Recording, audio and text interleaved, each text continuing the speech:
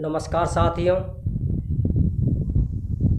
Ram and Shyam classes YouTube channel पर आपका बहुत बहुत अभिनंदन, बहुत बहुत सुस्वागत।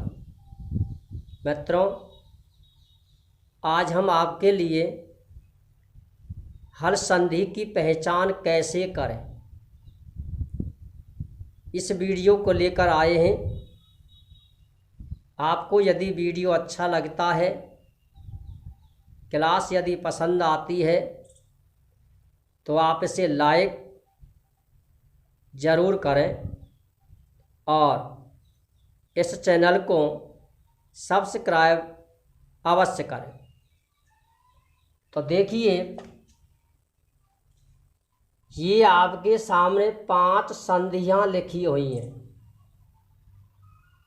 और ये पांचों ही संधियां व्यंजन संधि के भेद हैं। व्यंजन को संस्कृत में हल कहा जाता है।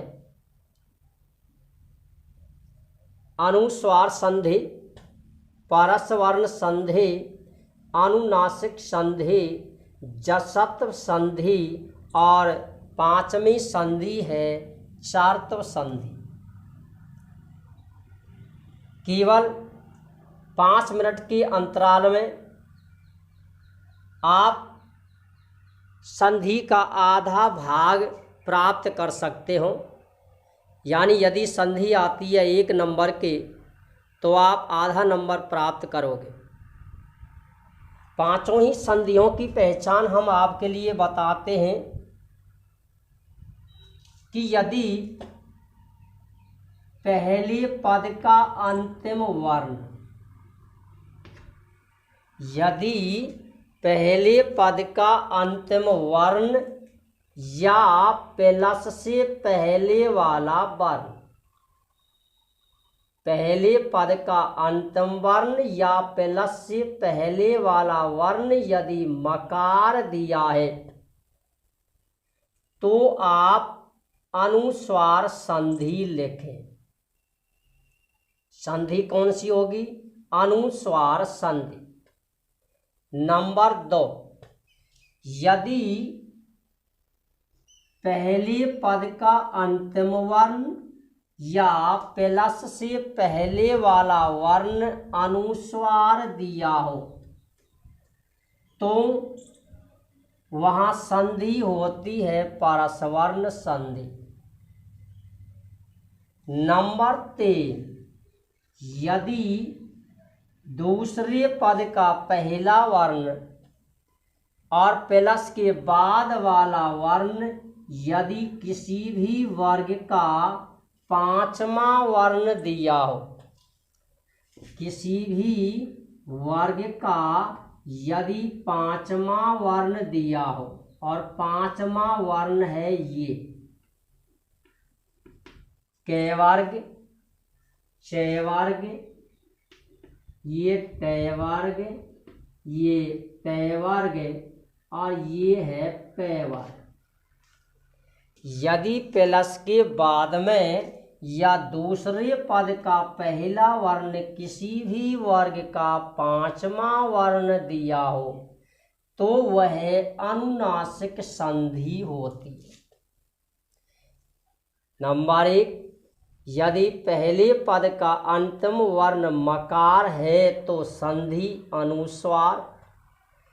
यदि पहले पद का अंतिम वर्ण अनुस्वार है तो संधि होगी परस्वर्ण।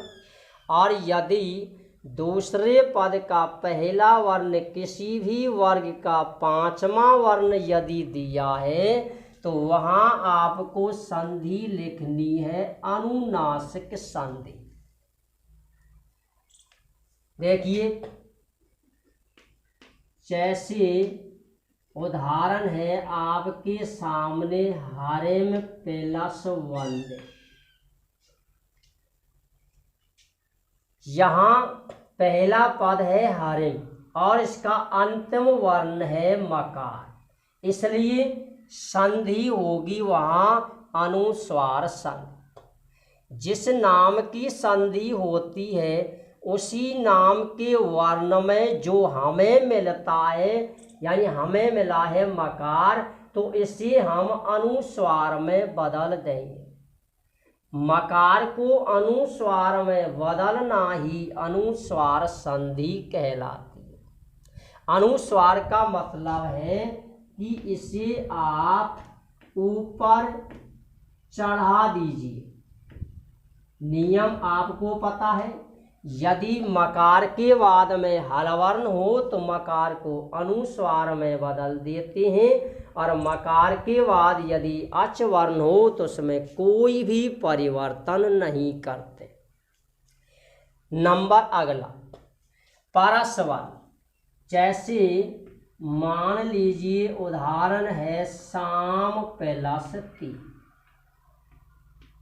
अब देखिए यहाँ संधि कौन सी होगी, यहाँ संधि होगी परसवर्ण संधि। क्यों? क्योंकि यहाँ अनुस्वार है।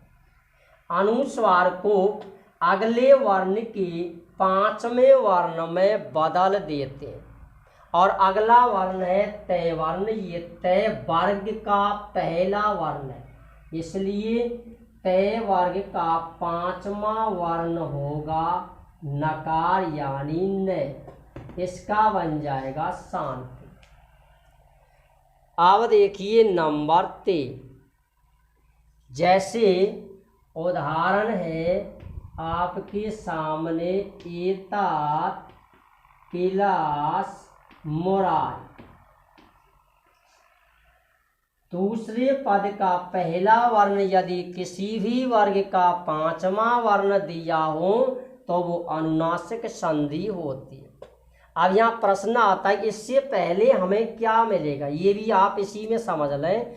इससे पहले वर्ग का यानी प्रत्येक वर्ग का पहला वर्ण मिलता है, और उस पहले वर्ण को अपने ही वर्ग के पांचवें वर्ण में बदल देते हैं। कौन से वर्ण में? पांचवें वर्ण में बदल देते हैं। इसका बनेगा एतन मुराद। इस प्रकार आप इन तीनों संधियों के नाम लिख सकते हैं। अब आती है जसत्व संधि। जसत्व संधि की पहचान हम कैसे करें? यदि पहले पद का अंतिम वर्ण किसी भी वर्ग का पहला वर्ण दिया हो, और पहला वर्ण होता है कचटता। यदि पहले पद का अंतिम वर्ण किसी भी वर्ग का पहला वर्ण दिया हो तो इस पहले वर्ण को अपने ही वर्ग के तीसरे वर्ण में बदल देते हैं, और तीसरा वर्ण बनता है गजड़ता। यदि पहले पद का अंतिम वर्ण किसी भी वर्ग का पहला वर्ण हो। अब यहाँ आपको ध्यान रखना है कि अनुनासिक संधि में भी पहला वर्ण मिला था, लेकिन उसके बाद पांचवा वर्ण मिला था। यहाँ जो वर्ण मिलेगा वो तीसरा वर्ण मिलेगा, या तो तीसरा वर्ण मिलेगा या कोई स्वर मिलता है। यदि तीसरा वर्ण है, स्वर है, और एक अगला एक नियम और है चौथा वर्ण, तो वहाँ संधि होती है जसत्व संधि। अब आती है चार्त्व संधि। यदि पहले पद का अंतिम वर्ण किसी भी वर्ग का तीसरा वर्ण दिया हो, और तीसरा वर्ण है ये गजड़ता। यदि पहले पद का अंतिम वर्ण किसी भी वर्ग का तीसरा वर्ण दिया हो तो वहाँ चार्त्व संधि होती है। इस तीसरे वर्ण को अपने ही वर्ग के पहले वर्ण में बदल देते, और पहला वर्ण है कचटता। के चे ते ते पे कै का तीसरा ग, च का तीसरा ज, ट का तीसरा ड, त का तीसरा द और प का तीसरा व। इस प्रकार आप पांचों ही संधियों को बड़े आराम से हल कर सकते हैं। एक बार फिर पांचों ही संधियों को सुने। यदि प्लस से पहले मकार हो अनुस्वार संधि, यदि प्लस से पहले अनुस्वार हो परस्वर्ण संधि, यदि प्लस के बाद में पांचवा वर्ण दिया हो तो अनुनासिक संधि, यदि प्लस से पहले किसी भी वर्ग का पहला वर्ण दिया हो तो जसत्व संधि, और यदि प्लस से पहले या पहले पद का अंतिम वर्ण यदि तीसरा वर्ण दिया हो तो वो चर्त्व संधि होती है। इस प्रकार से आप संधि विच्छेद, यानी ये लिखा हुआ है हल संधि की पहचान, और हल संधि में भी किसकी पहचान है? विच्छेद की पहचान। केवल आप पहले विच्छेद की पहचान करें और उसके बाद हम संधि युक्त पद की पहचान आपके लिए बताएं। इस प्रकार हमने 5 संधियों को आपके लिए प्रस्तुत किया। इनमें कहीं पर भी यदि आपके लिए कोई समस्या यदि आती है तो आप हमें फिर से बताएं, हम फिर एक बार इसमें सुधार की कोशिश करेंगे। जय हिंद, जय भारत, राधे राधे।